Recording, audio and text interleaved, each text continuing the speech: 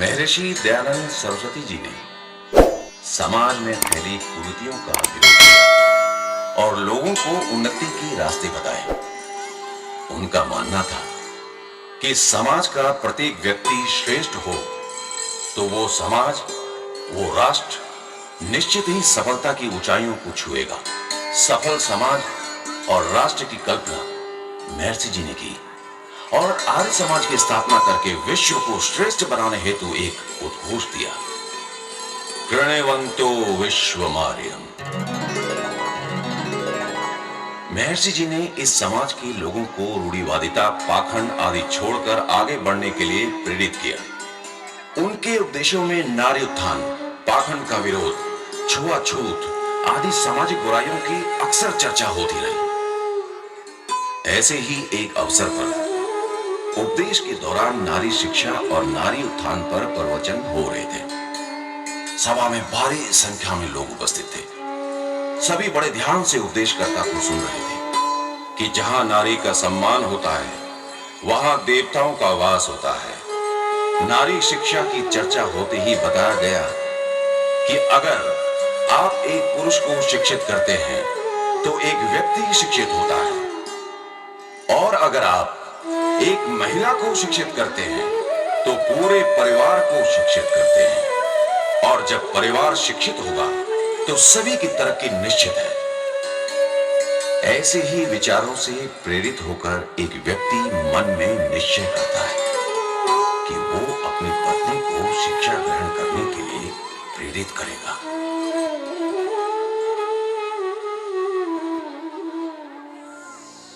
आज घर पहुंचकर स्वामी जी की बताई सारी बातें मैं अपनी पत्नी को बताऊंगा।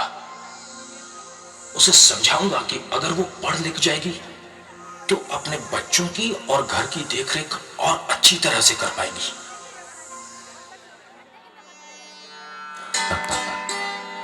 व्यक्ति घर पहुंचता है और अपनी पत्नी से बातें करता है। भगवान सुन, मैं आज आर्य समाज में ये सुनकर आया हूं कि हमें अपने घरों की महिलाओं व बच्चियों को अवश्य पढ़ाना चाहिए। लो, लेकिन हमारे समाज में तो औरतों के पढ़ने लिखने का रिवाज ही नहीं है। औरतें तो घर का काम काज ही कर ले तो बहुत है। नहीं, ऐसा नहीं है।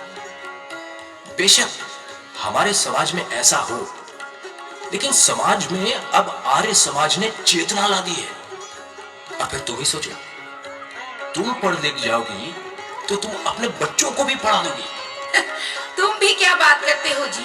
मेरी स्कूल जाकर पढ़ाई करने की उम्र थोड़ी है, हैं? मैं स्कूल जाऊंगी या घर को देखूंगी? मुझे पढ़ाने की बजाय तुम बच्चों को स्कूल में पढ़ा लेना।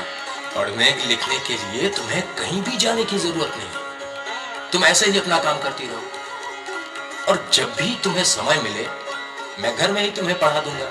लेकिन मेरा पढ़ना लिखना देखकर बाबूजी नाराज तो नहीं होंगे? और बताओ कि तुम मुझे घर में कैसे पढ़ाओगे? हो सकता है वो नाराज हों, लेकिन उसका भी कोई न कोई उपाय सोचता हूं। तो ठीक है, जब मुझे काम से वक्त मिलेगा तो मैं जरूर पढ़ना लिखना सीखूंगी। कमला की माँ को तो मैंने राजी कर लिया, लेकिन अब ये देखना है कि कैसे पढ़ाया जाए।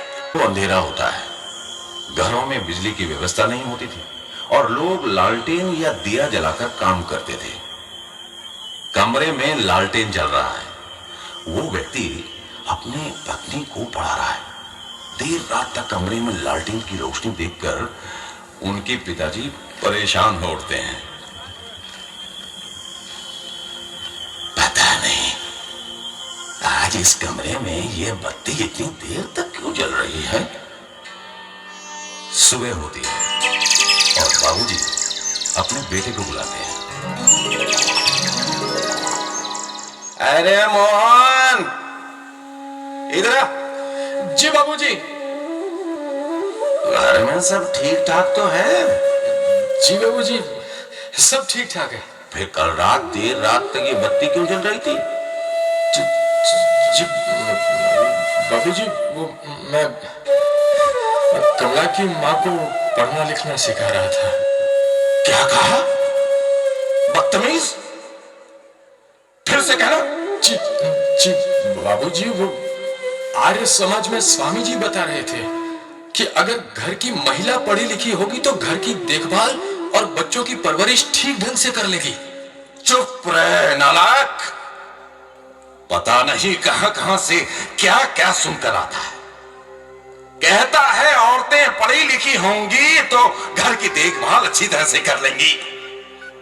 क्या तुम नहीं जानते? औरतों का पढ़ना लिखना सीखना घोर पाप है। अरे तुम्हारी अम्मा पढ़ी लिखी नहीं थी तो क्या उसने घर की देखभाल या तुम्हारी परवरिश अच्छी तरह से नहीं की? नहीं बाबूजी, ऐसी बात नहीं है।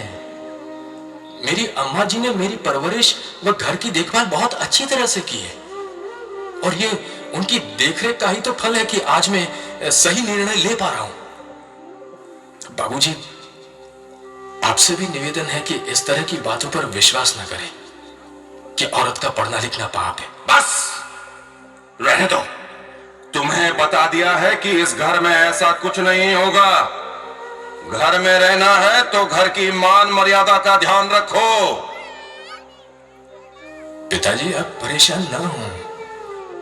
स्वामी जी बताते हैं कि हमें प्रत्येक कार्य धर्मानुसार करना चाहिए और हमें सत्य को ग्रहण करने और असत्य को छोड़ने में सदा उद्यत रहना चाहिए।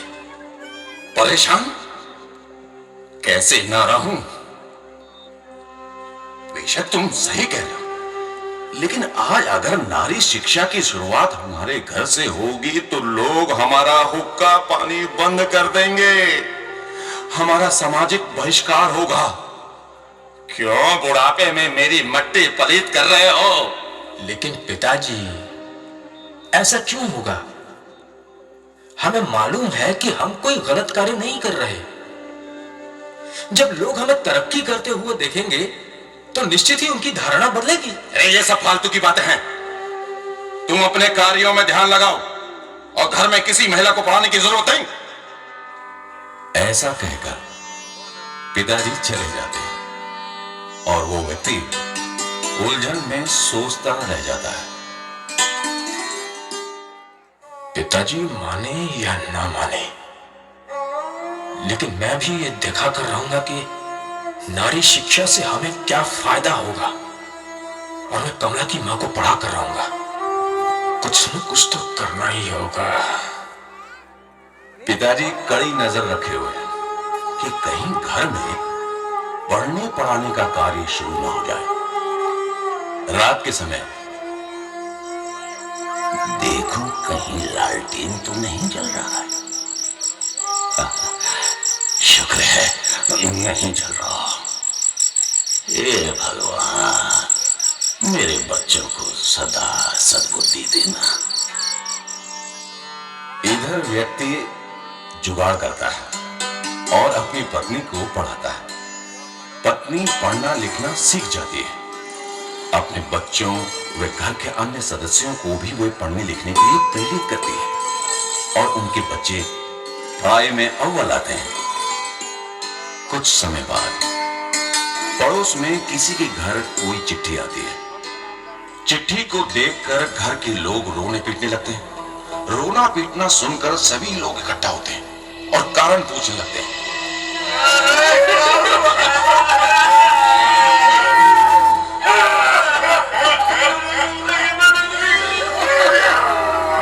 क्या हुआ? तुम सब क्यों रो रहे हो? देखो बहन, ये चिट्ठी आई है। कमला की मां भी पहुंचती है। क्या हुआ बहन? तुम सब क्यों रो रहे हो? ये चिट्ठी दिखाओ, क्या है इस चिट्ठी में? वो चिट्ठी पढ़ती है और उसे चिट्ठी पढ़ता देखकर सभी हैरान होते हैं और आपस में बातें करते हैं। अरे बहन, देख देख, कमला की माँ चिट्ठी तो ऐसे पढ़ रही है जैसे अभी पढ़कर सुना देगी। हाँ। चिट्ठी पढ़कर कमला की मां बताती है कि तुम्हारा बेटा फौज में कैप्टन बन गया है और परसों घर आ रहा है। ऐसा सुनकर सभी खुश होते हैं और रोना पीटना बंद होकर चारों ओर खुशी का माहौल बन जाता है। अरे सुनो सुनो